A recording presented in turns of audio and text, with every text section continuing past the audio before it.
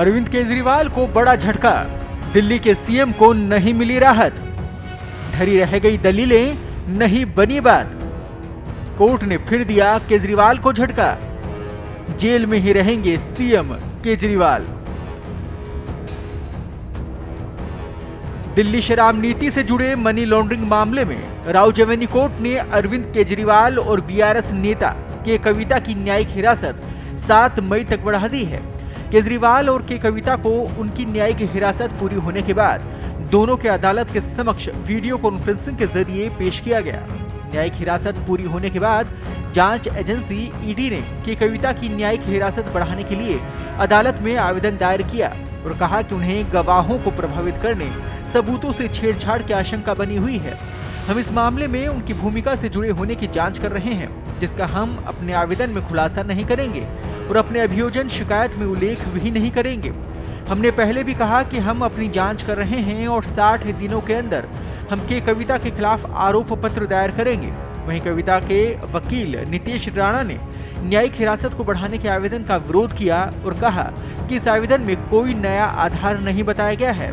के कविता के मामले के बाद ईडी ने अरविंद केजरीवाल और चरप्रीत सिंह के मामले में भी न्यायिक हिरासत बढ़ाने की मांग की थी, जिसके बाद अदालत ने तीनों मामलों में न्यायिक हिरासत को बढ़ाकर 7 मई कर दिया।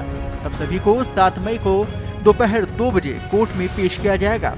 वहीं अदालत ने वकालतनामा और कुछ हल्फनामे पर हस्ताक्षर करने के सीएम अरविंद केजरीवाल के आवेदन को भी अनुमति दे दी है।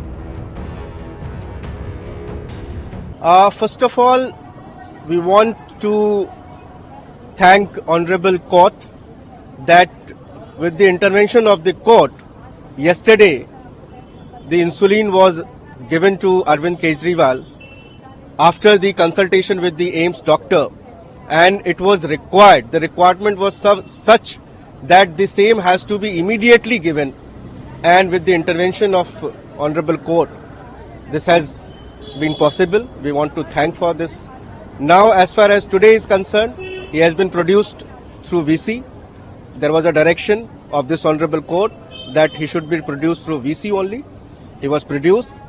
ED has, in a routine manner, with all the copy-paste grounds, have moved an application for the extension of the judicial remand.